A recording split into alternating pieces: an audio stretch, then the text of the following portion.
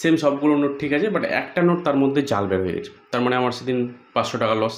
Hello everyone, welcome to my new another video. আবারও একটি নতুন টপিকে আপনাদের স্বাগতম। দেখুন, আজকের যে টপিকটা হচ্ছে সেটা একটু আলাদা রকম। আমরা কি করি, যারা সিএসপি চালাই বা যারা সিএমএস করি বা যারা সিএসপি চালাই, ব্যাংক চালাই, তাদের কি হয় এমন কোনো কাস্টমার আছে যে 50,000 30,000 টাকা ডিপোজিট করতে আসে, ঠিক আছে?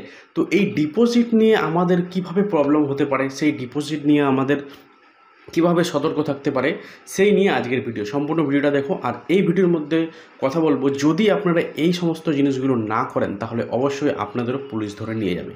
কীভাবে সেই ঘটনাটা আজকে এই ভিডিওর মধ্যে কথা বলার আগে বলবো, চ্যানেলে যদি নতুন হয়ে থাকেন চ্যানেলটিকে অবশ্যই সাবস্ক্রাইব করবেন আর বেল আইকনটাও কিন্তু বাজিয়ে দেবেন। এর আগে আমি একটি ভিডিও বানিয়েছিলাম, এখানে আপনাদের শো করছে যে অনলাইনে জালি নোট টাকা অর্ডার করে সেটা কি হয়, সিডিএম মেশিনে অর্থাৎ এটিএম মেশিনে টাকা ডিপোজিট করতে যায়। এটিএম মেশিন সমস্ত টাকাগুলো কিন্তু একটা আলাদা ডয়ারে আলাদা ট্রেতে রেখে দেয়, ঠিক আছে? এক্ষেত্রে যখন ব্যাংক জানতে পারে যে এতগুলো টাকা একসঙ্গে কেউ জালি টাকা ডিপোজিট করতে এসছে এটিএম মেশিনে, তখন ব্যাংক কী করে নিয়ারেস্ট থানায় খবর দেয়। সেই থানা তখন তদন্ত করে সেই ব্যক্তিকে অ্যারেস্ট করে নিয়ে যায়, ঠিক আছে?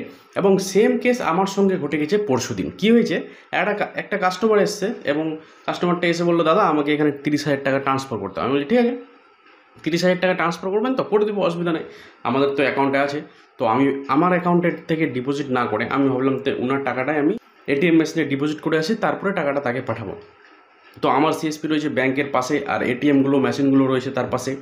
তো আমি কি করলাম, 30,000 টাকা নিয়ে ওনার কাছ থেকে, এবং আমি 3,000 টাকা অ্যাড করে সেই টাকাগুলো কি করলাম, এটিএম মেশিনে জমা করতে পাঠালাম আমার ভাগিনাকে, ঠিক আছে? তো জমা হতে হতে মানে এটিএম মেশিনে যখন দিল তখন টাকাগুলো গুনতে লাগলো।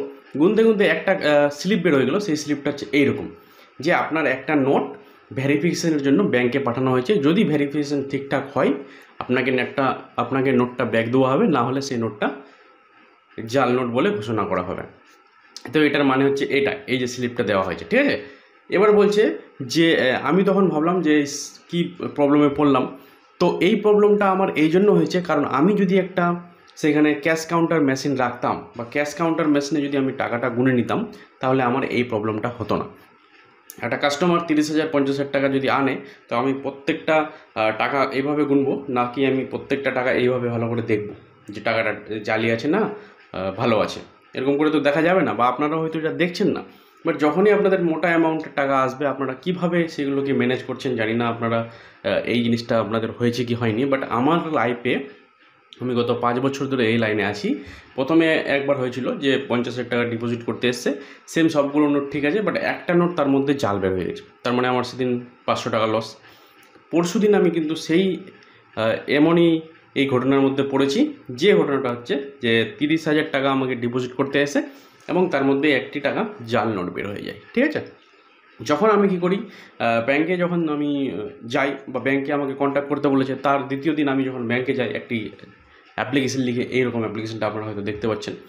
তো অ্যাপ্লিকেশনটা লেখার পর আমাকে যে ব্যাংকে যে ক্যাশ ম্যানেজার রয়েছে, সেই ক্যাশ ম্যানেজারের কাছে গেলাম, গিয়ে বললাম যে এমনি আমার 33,000 টাকা ডিপোজিট করেছিলাম, তার মধ্যে 500 টাকা আমার এখানে আটকে গেছে মেশিনে, আর এইটা স্লিপ বের হয়েছে। স্লিপগুলো কিন্তু একদম হেরা যাবে না, স্লিপ না থাকলে কিন্তু কোনো কাজ হবে না, ঠিক আছে? তো কী করি, স্লিপগুলো নিয়ে আমি ওখানে যাই এবং একটা অ্যাপ্লিকেশান লিখি। লেখার পর উনি আমাকে বলল যে এই কেসটা তখনই হয় যখন তুমি জাল নোট মেশিনে ডিপোজিট করতে যাবে। জাল নোট ডিপোজিট করতে গেলে মেশিন সেটাকে আর ব্যাক করবে না, সেটা মেশিন কিন্তু একটা আলাদা ট্রেতে রেখে দেয়। সেই ট্রেটা যখন এটিএম মেশিন বা এটিএম সঞ্চালক যখন ওটাকে ওপেন করে, তারপরে সেটা কি দেখা যায় যে হ্যাঁ, এই ট্রেতে কিছু জাল নোট পড়া রয়েছে। তখন তদন্ত করে দেখা যায় যার নোট আটকাবে সে তো ব্যাংকে অবশ্যই আসবে।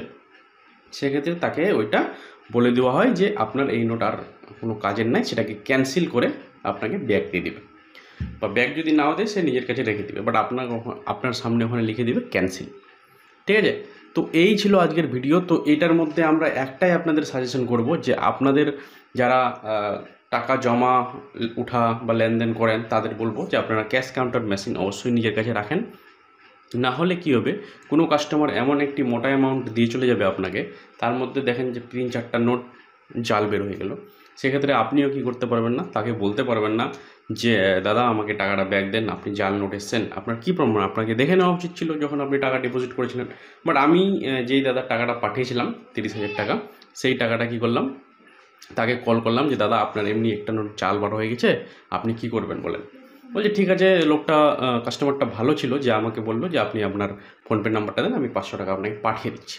আমি তাকে 500 টাকা পাঠিয়ে দিলাম এবং জাল নোটটা যে ক্যান্সেল দিয়েছিল সেই ক্যান্সেলটা তাকে আমি হোয়াটসঅ্যাপে দিয়ে দিলাম। তো ফাইনালি সেই ব্যক্তিটা আমাকে 500 টাকা কিন্তু পাঠিয়ে দিয়েছে, বাট আমি সতর্ক হয়ে গেলাম নিজে যে এই টাকাটা আমার চলে যেত এক্ষুনি যদি কোনো অন্য কাস্টমার থাকতো বা কাস্টমার কোনো আমার প্রুফ না থাকতো। ঠিক আছে, তো আমি ফোনপে থেকেই মানে টাকাটা পাঠিয়েছিলাম আমার আশেপাশে কোনো ব্যক্তির কাছে। তো সেক্ষেত্রে তার কাছে আমি ওই টাকাটা ব্যাক নিয়ে নিলাম এবং আমি নিজেও সতর্ক হয়ে গেলাম যে হ্যাঁ, কেউ যদি মোটা অ্যামাউন্ট টাকা দিতে আসে সেটাকে অবশ্যই মেশিনে একবার গুনতে হবে। আর আমি ইমিডিয়েটলি 2-1 দিনের মধ্যে একটা ক্যাশ কাউন্টার মেশিনও কিন্তু অর্ডার দিচ্ছি। যারা এই সমস্ত কাজ করছেন, সিএসপি কাজ করছেন, আপনাদের 5-6 হাজার টাকা খরচা হবে, একটা ক্যাশ কাউন্টার মেশিন অবশ্যই আপনার কাছে বসান। বেশি না হলে ছোটোগুলো বসান, যেন আপনার নোটগুলো যাচাই করতে পারে যে হ্যাঁ এই নোটটা সেম টু সেম ভালো আছে কি জালি। নোটটাকে আপনি বুঝতেই পারবেন না যে এই নোটটা জালি আছে, এমনভাবে ওরা ডিজাইন করে বাজারে চালাচ্ছে। আর হ্যাঁ, আপনাদের একটি ডিসক্রিপশন নিচে লিঙ্ক দিয়ে দিব, সেখানে আপনারা 5,000 টাকা দামের একটি ক্যাশ কাউন্টার মেশিন অর্ডার করতে পারবেন এবং এর থেকেও যদি ভালো মেশিন নিতে চান তাহলে 10,000 টাকা আপনাদের ইনভেস্ট করতে হবে। খুব সুন্দর একটি মেশিন আপনাদের জন্য লিঙ্ক দিয়ে দিচ্ছি, একটা হচ্ছে 5,000 টাকা দামের, একটা হচ্ছে 10,000-এর উপরে। যারা ভাবছেন ক্যাশ কাউন্টার মেশিন যে আপনারা নেবেন নিজেদের সিএসপিতে, তাহলে আমার লিঙ্কে নিচে দেওয়া রয়েছে, সেই লিঙ্কে গিয়ে ভালো প্রোডাক্টগুলো আপনারা অর্ডার করতে পারবেন। ঠিক আছে, তো এই ছিল আজকের ভিডিও যদি ভালো লাগে চ্যানেলটিকে সাবস্ক্রাইব করবেন। আর কেমন লাগলো আজকের এই টপিকটা, যদি ভালো লাগে ছোট্ট একটি কমেন্ট করে দিবেন। আর কোন ডিস্ট্রিক্ট থেকে দেখছেন কমেন্টে অবশ্যই জানাবেন। ঠিক আছে, দেখা হবে আর পরের ভিডিও, তখন দেখতে থাকো জাহাঙ্গীর দা টেকনিক্যাল।